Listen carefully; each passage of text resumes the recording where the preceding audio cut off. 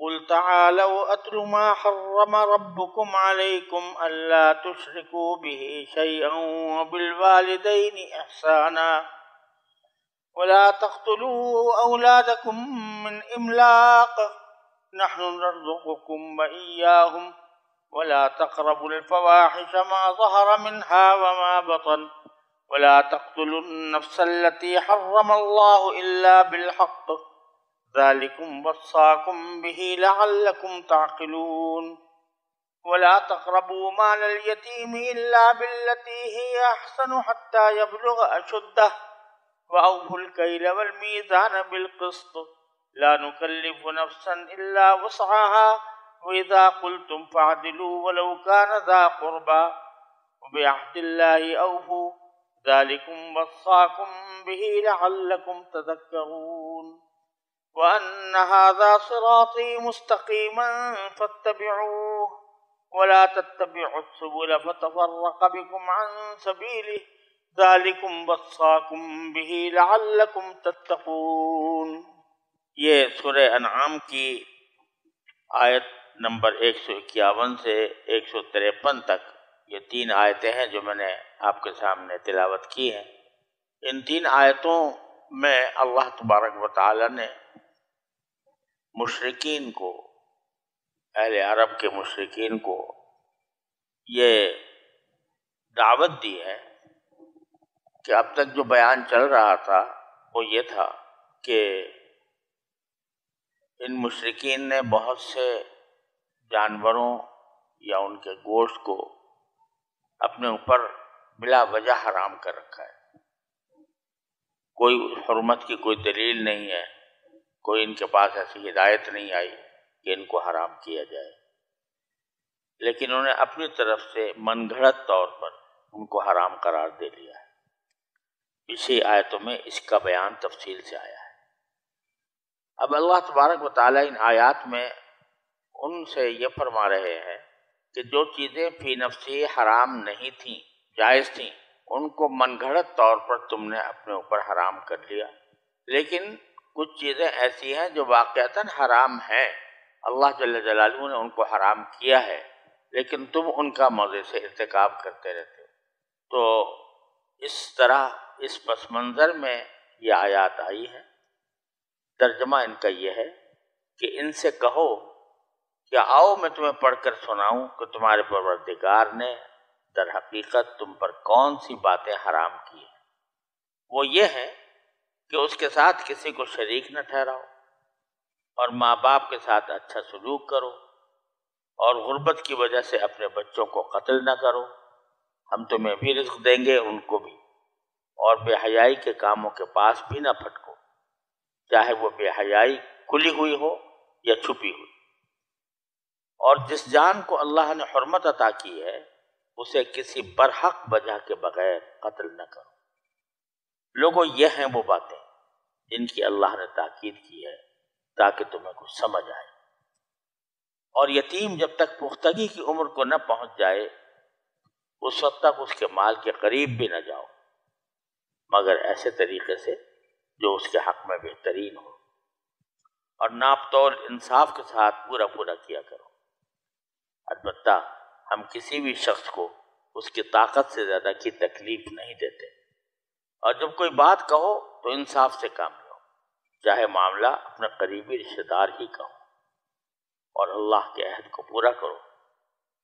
لوگوں یہ باتیں ہیں جن کی اللہ نے تاکید کی ہے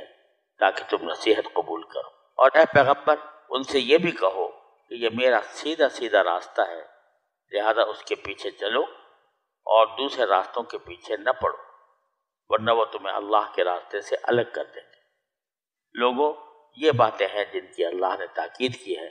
تاکہ تم متقی بنو۔ ان آیات کریمہ میں اللہ جل جلالہ نے مشرکین مکہ کو یاد دہانی کرائی ہے کہ تم نے اپنی طرف سے تو بہت سی چیزیں حرام کر رکھی ہیں، لیکن حقیقی جو حرام چیزیں ہیں ان سے تم پرہیز نہیں کرتے، ان کی طرف توجہ کرو، اپنی من گھڑت باتوں سے باز آ جاؤ۔ اب وہ باتیں کیا ہیں جو اللہ تبارک و تعالیٰ نے ناجائز قرار دی ہیں، حرام قرار دی ہے، ان کی کچھ مثالیں اللہ تبارک و تعالی نے یہاں ان آیات میں پیش کی ہیں۔ اس سے استقصاء مقصود نہیں ہے، لیکن وہ خاص خاص باتیں مقصود ہیں کہ جن میں اہل عرب بکثرت مبتلا تھے۔ تو پہلے تو یہ فرمایا کہ آؤ تمہیں میں پڑھ کر سناؤں کہ تمہارے پروردگار نے تم پر کیا حرام کیا ہے۔ اس کے لیے لفظ استعمال فرمایا تعالو، آؤ، لفظی ترجمہ یہ ہے۔ اصل میں یہ لفظ تعالو یا تعالی یہ اصل لغت کے اعتبار سے اس وقت بولا جاتا تھا یا بولنا چاہیے تھا جبکہ بلانے والا کسی اونچی جگہ پر کھڑا ہو اور جس کو بلایا جا رہا ہے وہ نیچے ہو، تو اس سے کہا جائے کہ آؤ اوپر آ جاؤ۔ اصل لغت میں اس کے معنی ہے اوپر آ جاؤ، یعنی تم نیچے کھڑے ہو اوپر آ جاؤ، لیکن استعمال میں اس باریکی کا لحاظ عام طور پر نہیں کیا جاتا، بلکہ ہر ایک شخص جب کو کسی کو بلایا جا رہا ہو، چاہے اوپر سے بلایا جا رہا ہو یا نیچے سے بلایا جا رہا ہو، اس کو تعالی ہی کہہ دیتے ہیں، اور اگر زیادہ لوگ ہیں تو تعالو کہہ دیں گے۔ لیکن یہاں جہاں اللہ تبارک و تعالیٰ نے قرآن کریم میں تعالو آیا ہے تو اس میں حضرات مفسرین نے یہ بات بیان فرمائی ہے کہ یہاں اس کے اصلی لغت کے معنی بھی ملحوظ ہے، یعنی یہ کہ جن کو خطاب کیا جا رہا ہے وہ نیچے کھڑے ہیں، نیچے کھڑے ہیں باطل کے راستے پر، باطل کے پیروکار بنے ہوئے ہیں، تو ان کو کہا جا رہا ہے کہ آؤ اوپر آ جاؤ، یعنی اس بلندی کی طرف آ جاؤ جو حق کی بلندی ہے، جو پروردگار کی مرضی کی بلندی ہے۔ لہذا تعالو کے اندر خود یہ بات ملحوظ ہے کہ ہم تمہیں کسی نامانوس یا بری چیز کی طرف نہیں بلا رہے، بلکہ تم نیچے کھڑے ہو، ایک ایسے ماحول میں کھڑے ہو جو نچلا ماحول ہے، تو ہم تمہیں اللہ تبارک و تعالیٰ کے مقرر کیے ہوئے بلند مقام کی طرف بلانا چاہتے ہیں۔ پھر فرمایا اتلو ما حرم ربکم علیکم، آؤ میں تمہیں پڑھ کر سناؤں کہ تمہارے پروردگار نے تم پر کیا چیزیں حرام کی۔ اس میں سب سے پہلی چیز جو بیان فرمائی وہ اللہ تشرکوا بہ شیئا، کہ اللہ تبارک و تعالیٰ کے ساتھ کسی بھی چیز کو شریک نہ مانو۔ یہ سب سے اصل الاصول ہے، اور اسی جگہ پر مشرکین عرب میں ٹھوکریں کھائی ہوئی تھیں کہ انہوں نے مختلف قسم کے معبود گھڑ رکھے تھے، کوئی بتوں کو پوجتا تھا، کوئی ستاروں کو پوجتا تھا، کوئی اور کسی چیز کو پوجتا تھا۔ تو اس لیے اللہ تعالیٰ نے یہاں پر شیئن کا لفظ استعمال فرمایا کہ کسی بھی چیز کو نہ ٹھہراؤ، چاہے وہ پتھر کا بت ہو یا ستارہ ہو یا کسی اپنے عالم کو یا برگزیدہ شخص کو تم قابل عبادت سمجھ کر اس کو پوجنے لگو، یہ ساری چیزیں اس میں داخل ہو گئی۔ تو اصل الاصول یہی ہے کہ لا تشرکوا بہ شیئا۔ اور پھر فرمائے وبالوالدین احسان، اور والدین کے ساتھ اچھا سلوک کرو، ماں باپ کے ساتھ اچھا سلوک کرو۔ اب ذرا یہاں قرآن کریم کا یہ معجزانہ اسلوب دیکھیے کہ فرمایا جا رہا تھا کہ آؤ تمہیں بتاؤں کیا چیزیں تم پر اللہ تعالیٰ نے حرام کی ہیں، تو چنانچہ آگے ساروں کا ذکر ان چیزوں کا آ رہا ہے جو نفی میں ہے کہ شریک نہ ٹھہراؤ اور اولاد کو قتل نہ کرو، بے حیائی کے کاموں کے پاس نہ جاؤ، یتیم کے مال کے پاس نہ جاؤ۔ یہ سارے جو احکام آ رہے تھے یہ نفی نہیں کے احکام تھے، یعنی یہ کہ یہ کام نہ کرو، یہ نہ کرو، یہ نہ کرو، یہ نہ کرو، یہ چیزیں ہیں حرام۔ ان کے بیچ میں وبالوالدین احسان، یہاں ایک مثبت جملہ لایا گیا کہ والدین کے ساتھ احسان کا سلوک کرو۔ تو یہ نہ کرو، یہ نہ کرو، یہ نہ کرو کے درمیان بیچ میں جب والدین کا ذکر آیا تو انداز بیان بدل دیا اور بدل کر یہ فرمایا کہ ان کے ساتھ نیک سلوک کرو۔ اصل مقصود تو اگر دیکھا جائے جو پورے سیاق سے ظاہر ہو رہا ہے کہ باتیں ان چیزوں کی ہو رہی ہیں جو حرام ہیں. تو والدین کے ساتھ سلوک کوئی حرام چیز تو نہیں ہے، لیکن سیاق یہ بتا رہا ہے کہ مقصود یہ ہے کہ اللہ تعالیٰ کے ساتھ کسی کو شریک نہ ٹھہراؤ اور ماں باپ کے ساتھ بدسلوکی نہ کرو، ماں باپ کی نافرمانی نہ کرو، ان کے ساتھ کوئی اہانت آمیز سلوک نہ کرو. لیکن وہ منفی انداز سے کرنے کے بجائے اللہ تبارک و تعالیٰ نے یہ فرمایا کہ نہیں، والدین کے ساتھ اچھا سلوک کرو. بظاہر اس سے اشارہ اس طرف مقصود ہے کہ ماں باپ کے معاملے میں اس پر اتنی بات کافی نہیں ہے کہ تم اس کی نافرمانی سے بچو، صرف اتنی بات کافی نہیں ہے کہ ان کو تکلیف نہ پہنچاؤ، بلکہ یہ بھی ضروری ہے کہ مثبت طور پر ان کے ساتھ اچھا سلوک کرو. صرف اتنی بات نہیں کہ بھئی ہم نے تکلیف نہیں پہنچائی اپنے والدین کو، کبھی ان کی نافرمانی نہیں کی، صرف اتنی بات نہیں ہے، بلکہ تمہیں ان کی خدمت کرنی چاہیے، ان کے ساتھ حسن سلوک کرنا چاہیے. وہ اگر بیمار ہو گئے ہیں تو ان کی صحیح عادت کرنی چاہیے، وہ اگر تنگ دست ہیں تو ان کی اعانت کرنی چاہیے، وہ بوڑھے ہو گئے ہیں تو ان کی خدمت کرنی چاہیے. یہ ساری باتیں حسن سلوک میں داخل ہیں. اور یہ دوسری جگہ ہے جہاں قرآن کریم نے شرک کے ساتھ جوڑا ہے والدین کی نافرمانی. شرک سب سے بڑا اکبر الکبائر ہے، اس کا تعلق عقیدے سے، اور توحید یہ سارے عقائد کی جڑ ہے. توحید کا حکم دینے اور شرک سے روکنے کے ساتھ ہی متصل والدین کی نافرمانی سے روکنا اور ان کے ساتھ حسن سلوک کرنا، یہ اللہ تبارک و تعالیٰ نے ساتھ جوڑ کر بیان کیا. دوسری جگہ سورہ بنی اسرائیل کے اندر بھی اللہ تبارک و تعالیٰ نے اسی ترتیب کے ساتھ ذکر کیا ہے کہ پہلے توحید کا حکم ہے اور اس کے بعد والدین کے ساتھ حسن سلوک کا حکم ہے. اس سے پتہ چلا کہ توحید کے بعد سب سے پہلی چیز جو انسان کے ذمہ واجب ہوتی ہے وہ اپنے والدین کے ساتھ حسن سلوک ہے. وَقَضَىٰ رَبُّكَ أَلَّا تَعْبُدُوا إِلَّا إِيَّاهُ وَبِالْوَالِدَيْنِ إِحْسَانًا. اور اللہ تعالیٰ نے سورہ لقمان میں بھی فرمایا نشکر لی وَلِوَالِدَيْ، کہ میرا شکر ادا کرو اور اپنے والدین کا شکر ادا کرو. اللہ تعالیٰ نے اپنے ساتھ ملا کر ذکر کیا، کیونکہ اگرچہ خالق حقیقی اللہ تبارک و تعالیٰ ہے، انسان کے پیدا کرنے والے وہ ہیں، لیکن ظاہری دنیا میں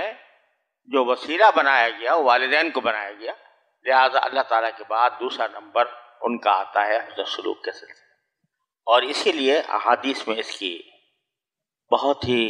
تاکید آئی ہے. احادیث میں رسول کریم صلی اللہ علیہ وسلم نے بہت سی ایسی تعلیمات ارشاد فرمائی ہے جس سے کہ والدین کے ساتھ حسن سلوک کی اس میں تاکید ہے. ایک مرتبہ رسول کریم صلی اللہ علیہ وسلم نے 3 مرتبہ یہ جملہ فرمایا کہ رغم انفہ رغم انفہ رغم انفہ، یعنی ذلیل ہو وہ شخص، ذلیل ہو وہ شخص، ذلیل ہو وہ شخص. تو رسول کریم صلی اللہ علیہ وسلم سے صحابہ کرام نے پوچھا کہ وہ کون ہے؟ تو آپ نے فرمایا جس نے اپنے ماں باپ کو یا ان میں سے کسی ایک کو بڑھاپے میں پایا اور وہ جنت میں داخل نہ کر سکا اپنے آپ کو. یعنی بڑھاپے میں والدین کی خدمت یہ اتنی بڑی چیز ہے، اتنی بڑی عبادت ہے کہ اگر کوئی آدمی کتنا ہی گناہگار ہو اور وہ والدین کی خدمت اطاعت کرنے میں کرے اور بڑھاپے کے اندر ان کو آرام پہنچائے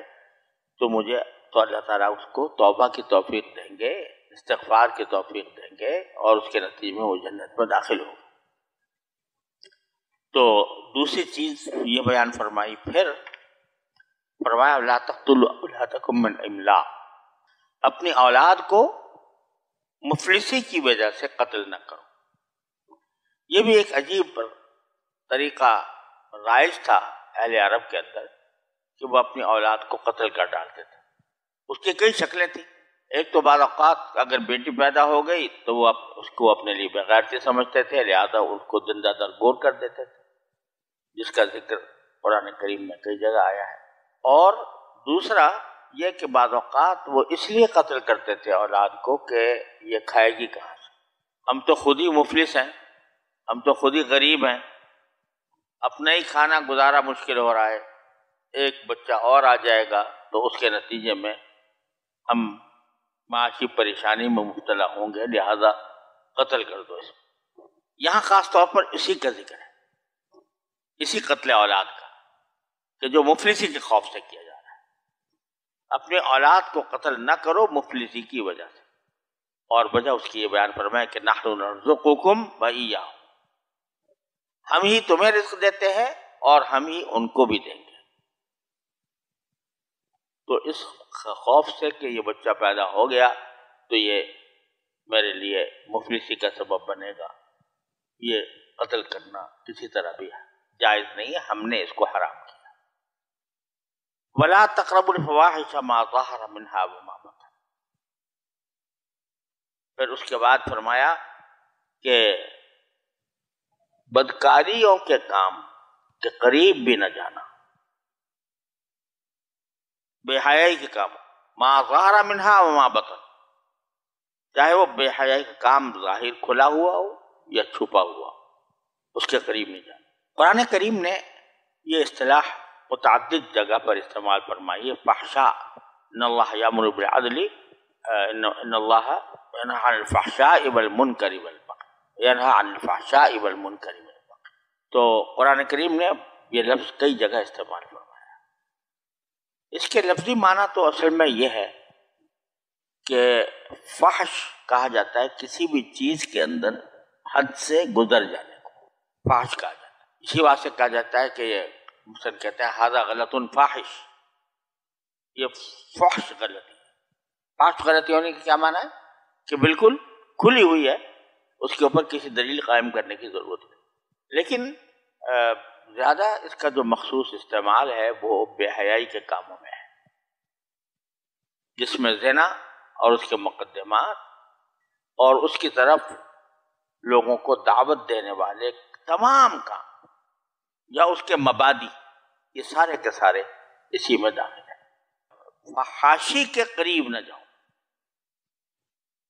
کسی فحش کام یعنی بے حیائی کے کام کے قریب نہ جاؤ، چاہے وہ کھلا ہو یا چھپا ہو۔ کھلا ہونے کے معنی یہ کہ اللہ بچائے کھلم کھلا آدمی ارتکاب کر رہا ہے اس کا، اور چھپا ہوا کیا ہے کہ چھپ کے کر رہا ہے۔ تو کھلم کھلا کرنا اور بھی زیادہ گناہ ہے، اور بھی زیادہ بوال کا سبب ہے کہ آدمی بے حیائی کا کام ہے اور کھلم کھلا کر رہا ہے، اور اگر چھپ کے کر رہا ہے تو بھی حرام ہے۔ اس کے اندر دوسری ایک برائی ہے چھپ کر کرنے میں، کھل کر کرنے میں تو ایک برائی یہ ہے کہ ایک بے حیائی کو آپ نے عام کر دیا، اور اس بے حیائی کا چلن اس طرح ہونے لگا کہ لوگ کھلم کھلا کرنے سے کوئی باک نہیں محسوس کریں گے، اور لوگوں کو بھی ترغیب ہوگی کہ وہ یہ کام کریں۔ اور چھپ کر کرنے میں یہ ایک اور پہلو سے زیادہ شناخت پیدا ہوتی ہے، اور وہ یہ کہ جب آدمی چھپ کر کر رہا ہے تو اس کے معنی یہ ہے کہ یہ اگر نہیں کرتا کہیں تو لوگوں کے خوف سے نہیں کرتا۔ اگر یہ بے حیائی کا کام اگر یہ سامنے نہیں کر رہا، چھپ کے کر رہا ہے، تو معنی کیا ہے؟ معنی یہ ہے کہ یہ دوسرے لوگوں سے ڈر کر، دوسرے لوگوں کی لعنت سے، ان کی ملامت سے، ان کی بدنامی کے خوف سے یہ آدمی سامنے نہیں کرتا کہ اگر سامنے کروں گا لوگ مجھے کیا کہیں گے، لوگ مجھے برا سمجھیں گے۔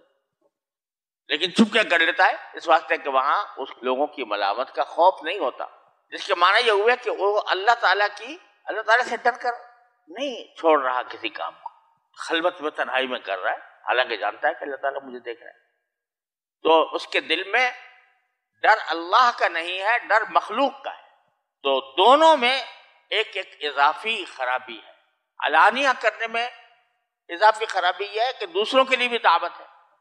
اور چھپ کر کرنے میں اضافی خرابی یہ ہے کہ اس میں در حقیقت اللہ کے بجائے مخلوق کا ڈر۔ دل میں بیٹھا ہوا ہے جس کی وجہ سے چھپ کے کر رہا ہے، الیاذ باللہ۔ اور پھر جیسا میں نے عرض کیا کہ اس کے صحیح معنی بہت عام ہیں، بے حیائی کی ساری باتیں، اس میں بے حیائی کے کلمات بولنا، گالیاں دینا، مغلظات گالیاں دینا، یہ بھی اس میں داخل ہے۔ اور اسی طریقے سے کسی فحش کہانی کا ذکر کرنا، کسی فحش بات زبان پر لانا، اس سے مزے لینا، یہ ساری باتیں اس میں داخل ہیں کہ ان کے قریب بھی مت جانا، یہ اللہ تبارک و تعالیٰ نے فرمایا۔ اور یہ جس طرح مشرکین عرب کے لیے حکم تھا تو ہمارے لیے بھی۔ پھر فرمایا وَلَا تَقْتُلُوا النَّفْسَ الَّتِي حَرَّمَ اللَّهُ إِلَّا بِالْحَقِّ، اور کسی ایسی جان کو برحق وجہ کے بغیر قتل نہ کرو جس کو اللہ نے حرمت عطا کی، یعنی سارے انسان حرمت والے، چاہے مسلمان ہو چاہے غیر مسلم ہو، یعنی ان کی جان حرمت رکھتی ہے۔ حرمت رکھنے کا معنی یہ کہ کسی کو جائز نہیں ہے کہ ان کی جان لے، قتل کرے، چاہے مسلمان ہو چاہے کافر ہو، لیکن الا بالحق، حق کی وجہ سے جان لینا درست ہے۔ حق کی وجہ سے جان لینے کے معنی یہ ہے کہ ایک کافر ہے، آپ کے اوپر حملہ آور ہے، تو اس کی جان لینا اس لیے درست ہے کہ اس نے جارحیت کا ارتکاب کیا ہے، تو آپ اس کی جان لے سکتے ہیں۔ اسی طرح اگر کوئی مسلمان دوسرے مسلمان پر حملہ آور ہو جائے تو اس کی جان لینا جائز، یا اور بھی بعض شرعی وجوہ ایسی ہوتی ہیں جن میں موت کی سزا دی جاتی ہے۔ اگر شادی شدہ شخص زنا کا مرتکب ہو تو اس کو بھی سزائے موت ہوتی ہے، وہ برحق ہے۔ لیکن جو وجہ قتل کی جواز کی اللہ تعالیٰ نے عطا فرمائی ہے، ان سے ہٹ کر اگر کوئی شخص کسی کی جان لیتا ہے تو اس کی وہ منات ہے لا تقتلوا النفس التي حرم اللہ الا بالحق۔ اسی میں خودکشی کی حرمت بھی آ گئی، کیونکہ وہ بھی اپنی جان بھی تو اللہ تعالیٰ کی دی ہوئی ہے اور اللہ تعالیٰ کی طرف سے امانت ہے، تو اگر میں اپنی جان کو ہلاک کروں تو یہ لا تقتلوا النفس التي حرم اللہ الا بالحق کے اندر داخل ہے۔ پھر یہ 3 آیتیں ہیں جن میں مختلف اللہ تعالیٰ نے احکام بیان فرمائے ہیں، اور ہر ایک کے آخر میں ایک جملہ لگایا ہوا ہے ذالکم وصاکم بہ، اور پھر لعلکم تاخرون ایک جگہ ہے، آگے لعلکم تذکرون ہے، اس کے بعد آخر میں لعلکم تتقون ہے۔ یہ اللہ تبارک و تعالیٰ کا اسلوب ہے مشفقانہ کہ ایک طرف قوانین بیان فرما دیے، یہ حرام ہے، یہ حرام ہے، یہ حرام ہے، اور پھر اس کو فہمائش کے انداز میں، نصیحت کے انداز میں دل میں اتارنے کی کوشش کی جاتی ہے۔ ذالکم وصاکم، یہ وہ بات ہے جس کی اللہ نے تاکید کی ہے۔ ذالکم وصاکم، اب یہ خطاب ہو رہا ہے تمام اہل بنے نوع انسان، ذالکم وصاکم۔ عربی کا نحو کا قاعدہ یہ ہے کہ ذالکہ اگر مخاطب ایک ہو تو ذالکہ بولتے ہیں، مخاطب 2 ہوں تو کہتے ہیں ذالکما، ذالکما مما علمنی ربی، اور اگر مخاطب بہت سارے ہوں تو پھر ذالکم کہتے ہیں۔ بعض لوگ یہ سمجھتے ہیں کہ ذالکم کا مطلب یہ ہوتا ہے کہ مشار الیہ وہ بہت سارے ہیں،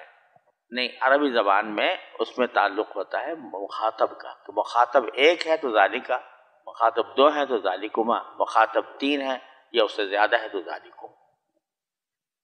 اسی بات کو ظاہر کرنے کے لیے میں نے ترجمے میں لوگوں کا لفظ بڑھایا ہے۔ ذالکم وصاکم بہ، لوگوں یہ ہیں وہ باتیں جن کی اللہ نے تاکید کی ہے، تو چونکہ مخاطب ساری بنی نوع انسان ہے تو اس واسطے ذالکم کا صیغہ لایا گیا، تو اس میں یہ مفہوم پنہا ہے کہ لوگوں یہ ہیں وہ باتیں جن کی اللہ نے تاکید کی، لعلکم تعقلون، تاکہ تمہاری سمجھ میں آئے۔ آگے چلیں، ولا تقربوا مال الیتیم الا بالتی ہی احسن، اور یتیم کے مال کے پاس بھی نہ پھٹکنا مگر اس طریقے سے جو اس کے حق میں بہترین ہو، یعنی اس کے مال کو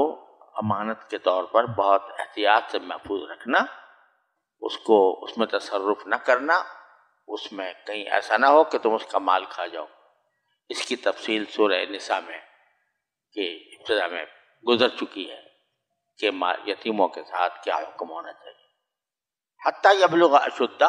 یہاں تک کہ وہ یتیم اپنی پختگی کی عمر کو پہنچ جائے۔ اشد کسی بھی چیز کی پختگی کی عمر کو کہتے ہیں۔ اس کا یا تو کوئی واحد ہی نہیں ہے، اشد جمع ہے اور اس کا کوئی واحد نہیں ہے، یا اگر کسی نے بتکلف نکالا ہے تو شد نکالا ہے اور اس کی جمع اشد قرار دی ہے، لیکن بعض نے شدہ کہا ہے اور شدہ کی جمع اشد قرار دی ہے، جیسے نعمہ کی جمع انعم آتی ہے۔ لیکن صحیح بات یہ ہے کہ اس کا کوئی واحد مستعمل نہیں، اور معنی اس کے ہے کمال کو پہنچ جانا، قوت کے کمال کو پہنچ جانا، پختگی کی عمر کو پہنچ جانا۔ اور یہی سورہ نساء میں کہا گیا ہے کہ بالغ ہو جانا کافی نہیں ہے یتیم کا، بلکہ اس کا ایسی عمر تک پہنچ جانا ضروری ہے جس میں رشد پیدا ہو جائے، سمجھ بوجھ پیدا ہو جائے کہ مال کو وہ صحیح طریقے سے محفوظ رکھ سکے۔ وَأَوْفُوا الْكَيْلَ وَالْمِيزَانَ بِالْقِسْطِ، اور ناپ تول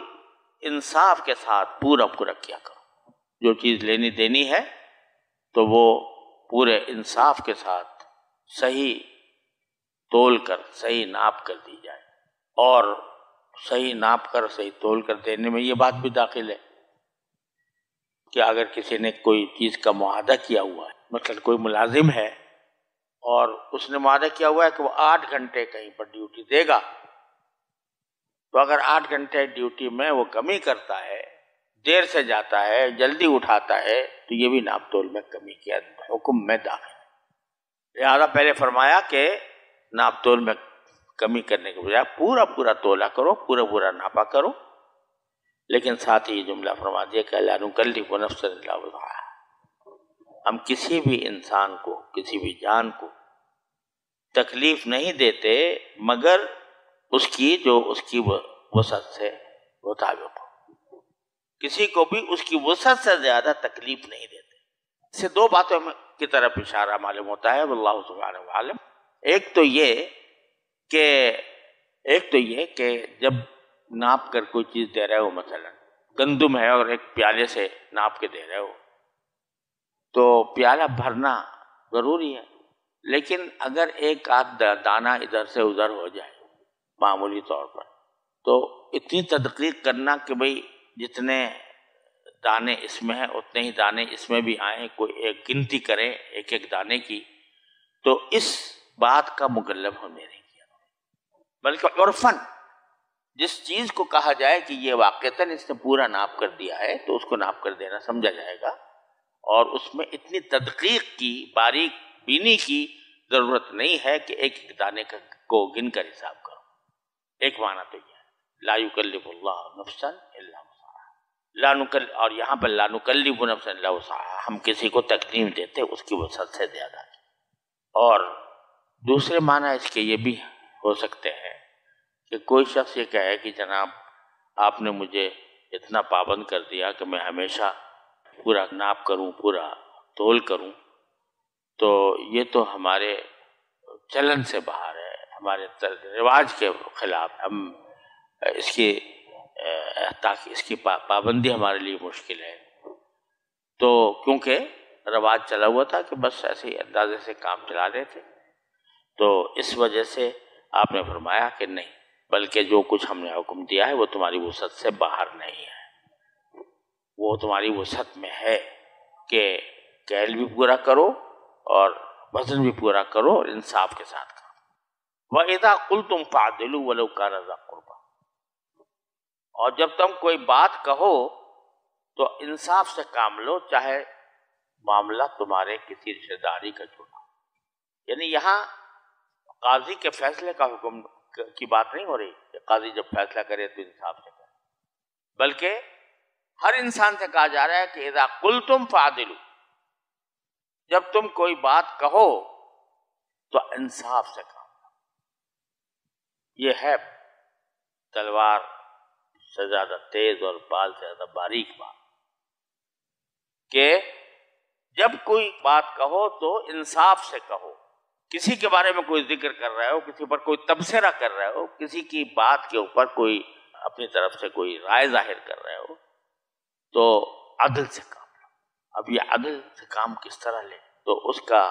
جو معیار بتایا نبی کریم صلی اللہ علیہ وسلم نے، وہ یہ کہ دوسرے کے لیے بھی وہی پسند کرو جو اپنے لیے پسند کرو، دوسرے کے لیے بھی اس بات کو برا سمجھو جو اپنے بارے میں برا سمجھو۔ یعنی جب کسی کے ساتھ کوئی معاملہ کرنے کی نوبت آئے، کسی پر کوئی تبصرہ کرنے کی نوبت آئے، تو اپنے آپ کو اس کی جگہ کھڑا کر لو اور اس کو اپنی جگہ کھڑا کر لو، اور پھر دیکھو کہ اگر یہ میرے ساتھ یہ جملہ استعمال کرتا، میرے بارے میں یہ جملہ کہتا، تو میرے دل پر کیا گزرتی۔ اب میں وہی جملہ اس کے بارے میں کہہ رہا ہوں تو اس پر کیا گزرے گی۔ لہذا پہلے اپنے آپ کو اس کی جگہ کھڑا کر لو، اس کو اپنی جگہ کھڑا کر لو، پھر دیکھو کہ میں کیا کہہ رہا ہوں۔ اب یہ ایسی بات ہے کہ جس کا لحاظ رکھنا اپنی زندگی کے اندر انسان کو ہر طرح کی غیبت سے، بہتان سے، الزام سے بچاتا ہے، کہ دوسرے کو کی جگہ اپنے آپ کو کھڑا کر۔ آج ہماری زبانیں بہت تیز ہو گئی دوسروں پر تبصرہ کرنے کی، تنقید کرنے کی، اور اس بات کا خیال نہیں رہتا کہ اگر کوئی شخص مجھ پر ایسی تنقید کرتا، یا مجھ پر ایسا تبصرہ کرتا، یا میرے بارے میں یہ رائے ظاہر کرتا، تو مجھے کتنا دکھ پہنچتا۔ کسی شخص سے رائے میں اختلاف کرنا کوئی برا نہیں ہے، کسی شخص سے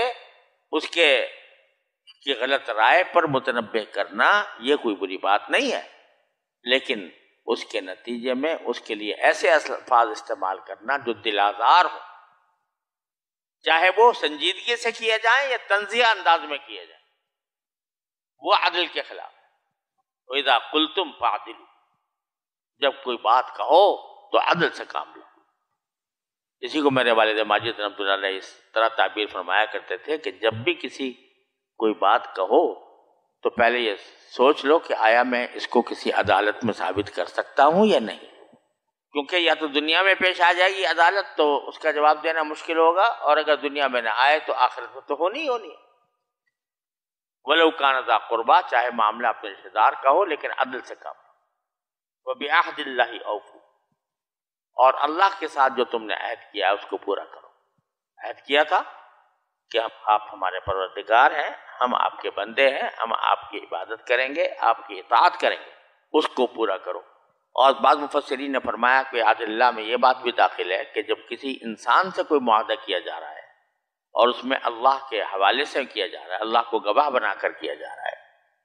یا اللہ کی قسم کھا کر کیا جا رہا ہے، تو یہ بھی عہد اللہ میں داخل ہے، لہٰذا اس کو پورا کرو۔ ذالکم وصاکم بھی، پھر وہی لوگوں، یہ ہے وہ بات جن کی ہم تمہیں نصیحت کرتے ہیں، جس کی ہم تمہیں تاکید کرتے ہیں، لعلکم تذکرون،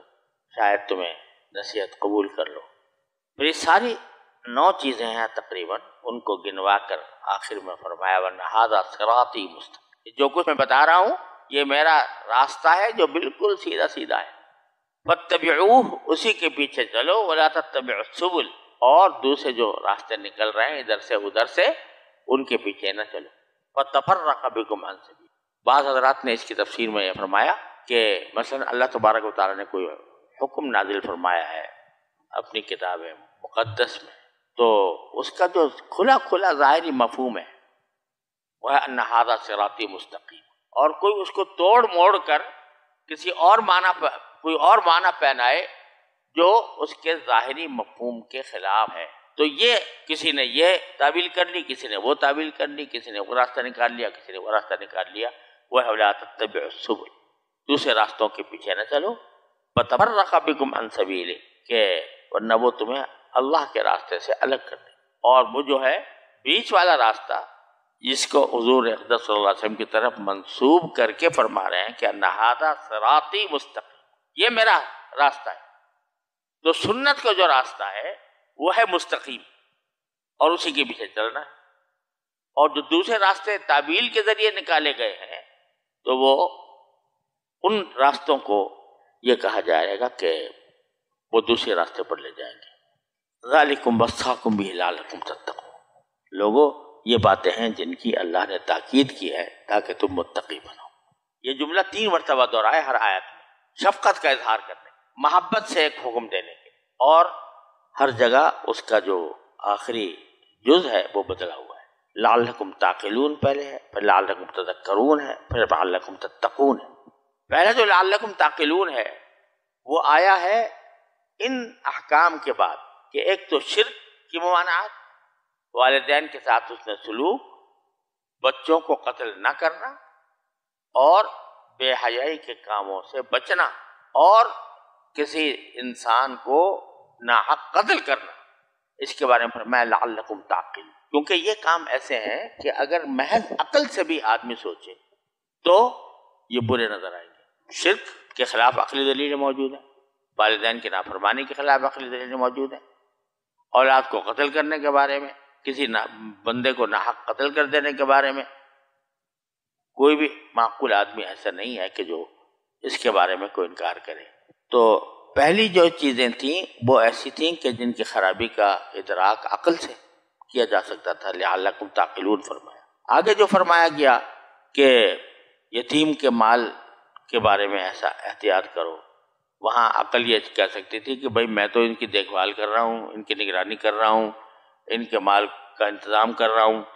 تو کیوں نہ کھاؤں اس میں سے؟ تو عقل یہاں گمراہ کر سکتی تھی۔ اسی طریقے سے کیل اور میزان میں کمی بیشی کرنا، اس کے بارے میں بھی عقل کہہ سکتی تھی بھائی یہ جو میری ہی چیز ہے، میں جتنی دوں جتنی چاہے نہ دوں۔ تو اسی طریقے سے جو بات کے اندر عدل و انصاف کرنا اور اللہ تعالیٰ کے عہد کو پورا کرنا، یہ ساری ان کا تعلق جو ہے منقولات سے ہے، منصوصات سے ہے، لہذا وہاں پر لعلکم تعقلون کے بجائے لعلکم تذکرون فرمایا کہ شاید تم نصیحت آتے۔ اور آخر میں جب ایک جامع بات فرمائی گئی کہ یہ میرا راستہ ہے جو سیدھا سیدھا ہے، اس سے مراد یہ کہ نبی کریم سرور دو عالم صلی اللہ علیہ وسلم جس چیز کو بھی ناجائز حرام قرار دے وہ بھی اس میں داخل ہوگا، اور جو طریقہ آپ مقرر فرمائیں وہ قابل اتباع ہوگا۔ تو وہاں جو فرمایا لعلکم تتقون، یہ ہم سے اس لیے کر رہے ہیں تاکہ تم متقی بن جاؤ۔ متقی کیسے بنو گے؟